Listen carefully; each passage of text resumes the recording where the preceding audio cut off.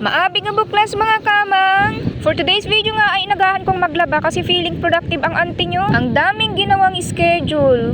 Kaya naman pagkatapos kong maglaba ay nagluto na nga ako. Di talaga ako kumakain ng umagahan pero dahil naninilaw na yung kangkong, ia-adobo na nga natin. Kaso nakita kong madami palang baaw kaya naman nagluto na din talaga ako ng umagahan. Sinangag ko nga yung baaw tapos pinarisan na nga ng pritong talong. Tsaka ko na rin pinainit yung sinigang na sitaw na tirang ulam pa namin kagabi.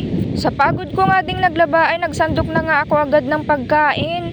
Pero bago nga ako nagsimulang kumain ay isinalang ko na nga muna yung kangkong para sakto pagkatapos kong kumain ay luto na din. So ayun na nga ang breakfast natin for today. Kaya panoorin nyo na akong kumain. Alangan namang saluhan nyo ako. Akala nyo naman talaga masasaluhan nyo ako eh. Eme! Yun lang for today. Thank you for watching. Please like, comment, share, and follow me. Mwah!